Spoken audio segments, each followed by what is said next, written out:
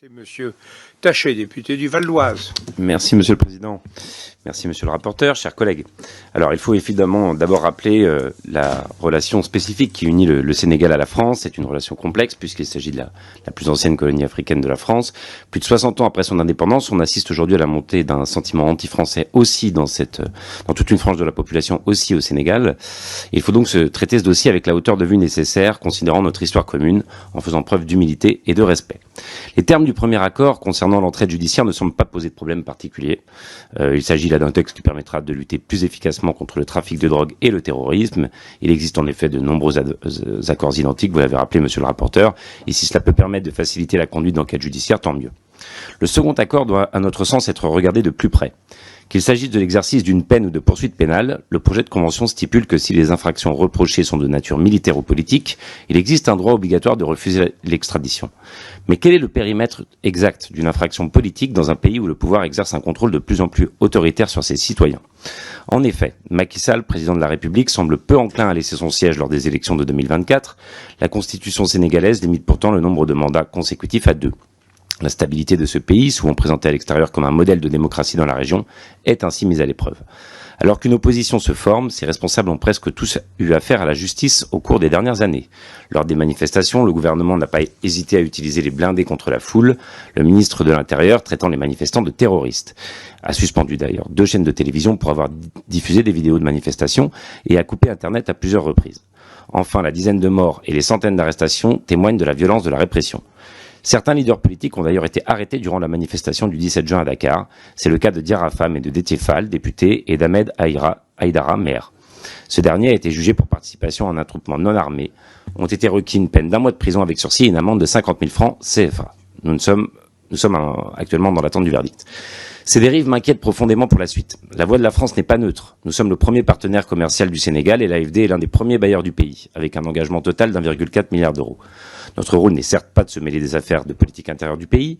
Cependant, la France doit rester garante des principes démocratiques qui construisent notre image à l'international. En ce sens, monsieur le rapporteur, sommes-nous absolument certains que cette convention, la seconde, ne pourra pas être utilisée d'une manière ou d'une autre par le gouvernement actuel comme élément dans une stratégie de conservation de son pouvoir.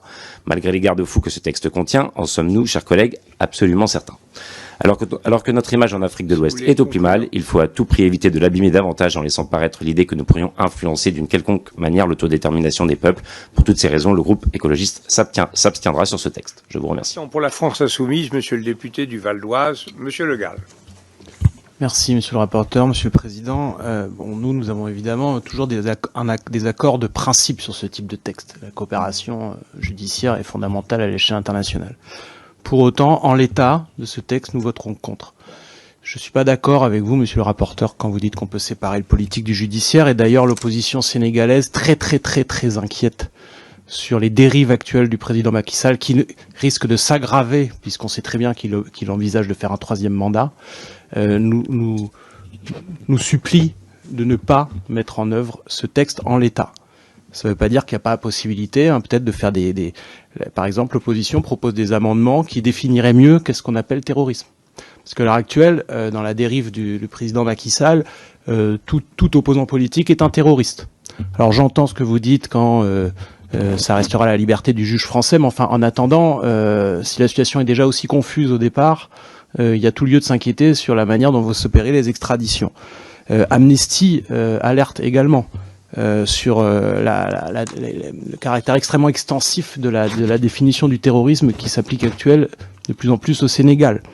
Je rappellerai pas les faits qui ont été rapportés par certains collègues, les morts dans les manifestations, l'interdiction systématique des rassemblements d'opposition.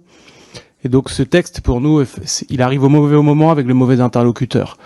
Il y a un gros malentendu sur la question de la coopération entre la France et l'Afrique. L'immense majorité des peuples africains n'ont rien contre la France en général. Elles ont un certain nombre de griefs à faire, et entre autres, des griefs à faire sur le fait qu'on soutient des dirigeants qui sont détestés par leur peuple. Et au Sénégal, les vagues de violences anti-françaises que je dénonce, alimentées par des gens, entre autres comme Kémy Séba, etc., elles ont, si vous regardez bien la chronologie, elles ont eu lieu au moment où la France donnait, à tort ou à raison, l'impression de soutenir Macky Sall face à une opposition qui, à mon avis, est majoritaire dans le pays. Donc c'est d'ailleurs pour ça que même le déplacement de Le Pen ne change rien à l'affaire. Il reproche pas à la France d'être en Afrique, il reproche à la France de soutenir des régimes. C'est exactement ce qui s'est passé au Tchad également. Donc à mon avis, ce texte intervient au plus mauvais moment. Il ne comprend pas les bons termes, et c'est d'ailleurs pour ça que nous avons demandé de le sortir de la procédure simplifiée, parce qu'il est important que, à travers ce texte, on ait un vrai débat sur qu'est-ce que c'est la coopération entre la France et les pays africains. Monsieur le Président, chers collègues, la menace terroriste ne doit pas servir de prétexte pour couvrir les velléités de maintien hégémonique d'un pouvoir qui se meurt. Nous ne pouvons ignorer les dérives actuelles du gouvernement sénégalais en place et la criminalisation des opposants politiques. En mars 2021, Amnesty International dénonçait une vague d'arrestations arbitraires d'opposants et d'activistes pour des motifs fallacieux, la mort de Cheikh Koli, victime de